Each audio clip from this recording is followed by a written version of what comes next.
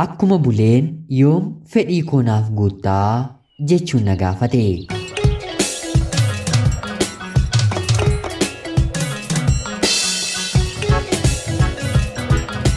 Yeroodhaaf maqaa kiyya himachuun barbaadu. Kanan dhaladhee guddadhee dachee magariituu Oromiyaa keessattidha. Umriin koo barnootaaf akkuma ga'een maatiin kiyya aabaa caadaa baradheen akkan nama ta'uuf gara mana barnootaatti na erganii anis ijoollummaa kootiin barnoota koo xumureen fedhii barsiisaa ta'uun na keessatti horame. Haa ta'uutii garuu umriin koo waggaa 14 hanga 15 yeroo ta'utti dargaggoonni garaagaraa gaaffii jaalalaa naaf dhiyeessuun kaaniif harkaan illee nagaa waan isaan hin gaafanneef na doorsisuu na rukuchuu jalqabanii. Anis tarii yoo dargaggeessa tokkotti hin maxxane dargaggoonni kun narraa cituu barnoota koollee seeraan nan baradhaa jedhee waan yaadeef dargaggeessa tokkoof gaaffii jaalalaa isaan fudhadhe. Safuun beekneedhaatii bulee fedhii koo yoom naaf guuttaa anoo baay'een si jaalladhaa jechuun na gaafate. Anumaanuu wanta baay'ee na naasiseef tarii otoon beekiin hariiroo kana dura yoon si waliin jalqabeera ta'e asuma irratti haa dhaabbatu jedheen hiriyyummaa koo isa waliin hin qabu nan dhaabe. Turtii booddees dargaggeessi ollaa koo tokko haadha manaa fi abbaa manaa taanee ijoollummaatti waliin taphanne gaaffii jaalalaa naaf dhiyeesse. Haga har'aatti maatiin koos ta'e ijoolleen hiriyaa koo qoosaa ijoollummaatti wal biraa qabnuun isaatiin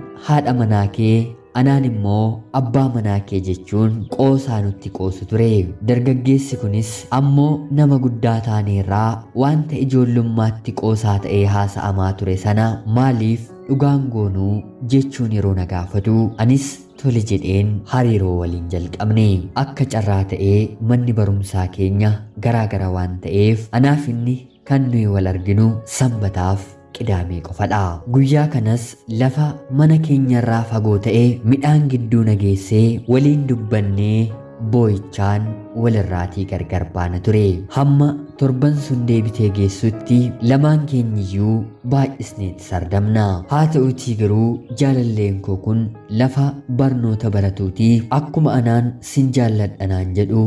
nama gara biraatiinis sin jaalladha jedhaanii ture.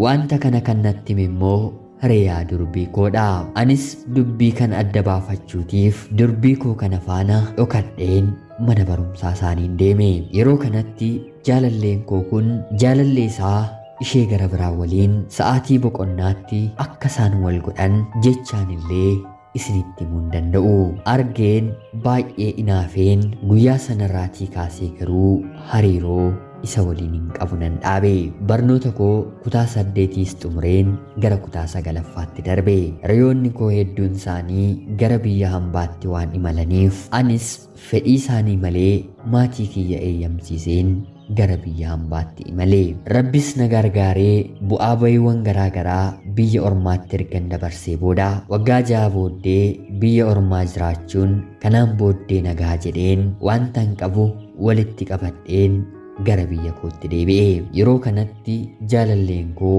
waggaa 6 oliitiif walirraa gargar baane sin fuudhaa jechuun na gaafate. Anis yeroo sanatti fedhii heerumuu qofa waan hin qabuuf balleessaasaa kalee sanarratti raawwate dagadheen tole haa ta'uu jaarsa ergadhuu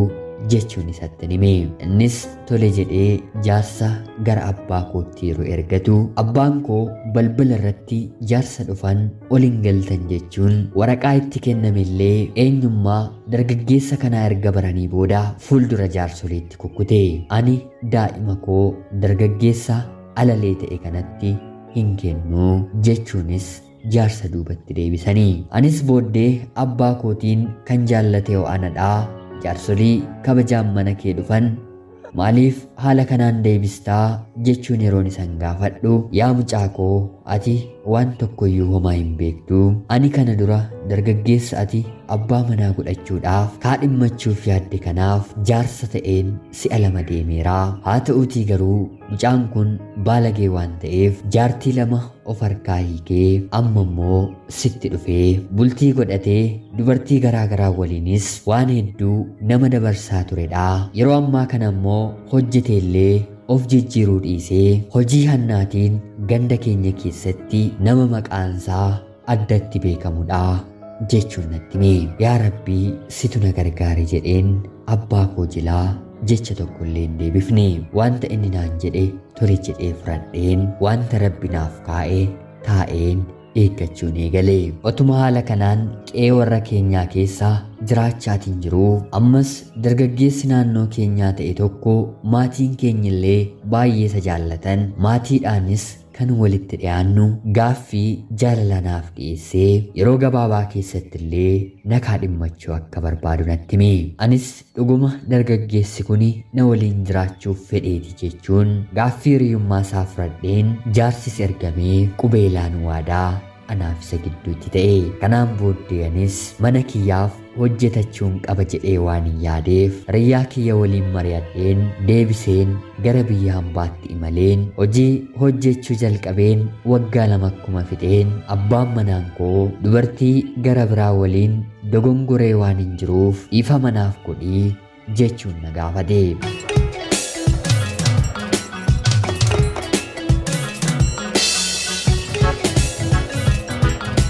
afaan isaatiin balleessaa isaanatti muunsaa na gammachiisus balleessaan isaa garuu salphaatti wanta nama bira darbani miti anis maal taateetii qaamni keeyoo akkamitti siif eeyyamee anaaf waadaa galtee kakatteetoo jirtuu jaarsoliin lamaan keenya gidduutti hubni hin galiin jedhanii nu eebbisaniitoo jiranii maaliif wanta kanaa raawwattaa jechuun yeroon isan gaafadhu ifa manaaf godhii kanaan booddeetti hin deebi'u jechuun boo'ee hirqinfatee dhiifama na gaafate garaa koorraa dhiifama gochuu fi baadhus guyyaa sanarraatii kaasee shakkiin keessa kiyyatti uumamee gaaffiiwwan garaagaraa bultiiwwan keessatti hin barbaachisnee fi amanamummaan hir'achuu kan mul'isan kanneen akka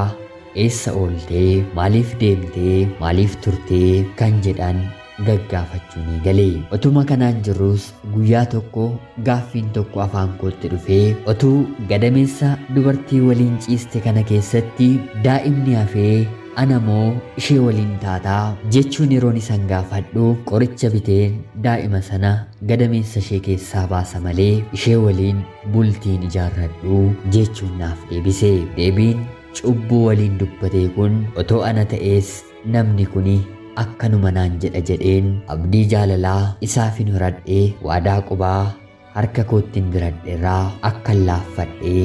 duubatti jedhu na godhe anis kanaan booddee guutummaa guutuutti akkan isa jibbee fi si waliin jiraachuu koorraa jireenyumti haadha manaaf abbaa manaa jedhan nattaafuu ati nama cubbamaadhaa jedheen isatti dubbadhe qarshiinan biyya hambaa taa'een ji'a ji'aanitti ergu dubartiiwwan garaagaraa waliin haappii barzdeeyii yookiin immoo guyyaa dhalootaa kabajaa fi akka inni oolus nan dhaga'e anis maatii koottillee akkan adda bahuu barbaadu yeroon immoo abbaan koo gargar fageenyatu rakkoo akkanaa fidaa galiitii waliin jiraadhu malee akka ati adda baatuuf ani siin eeyyamuu mucaan nama gaariidha dargaggummaan immoo nama hubdii jechuudhaan na gorse anis yaada abbaa koo fi yaada sammuu koo waliin walii galtee dhabeen baay'ee rakkachaan jira mee isin hiriyoonni koo immoo riyaa kee kanarraa addaan bahimoo dogongora isa si miidhe waliin danda'iitii jireenya kee jiraadhu gorsa abbaa kee dhagahinaan jettu yaada keessan komentii jalatti naaf barreessaa kanan siin jedhu ergaan koo biyya hambaarraati wanta na hubattaniif bakka jirtan maraan ulfaadhaa nagaatti galatoomaa.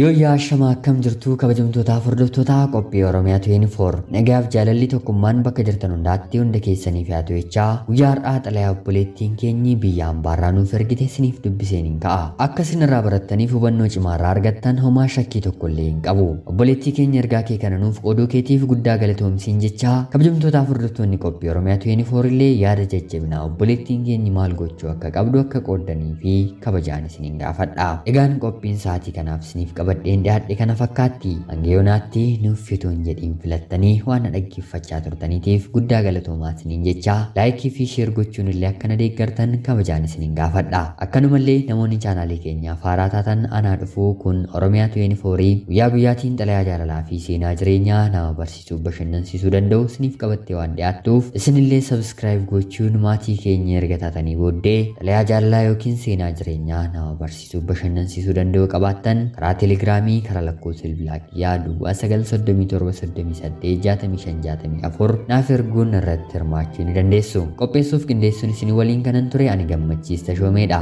Qophii gara biraatiin hanga walitti deebinutti bakka jirtan maraan turtii gaarii.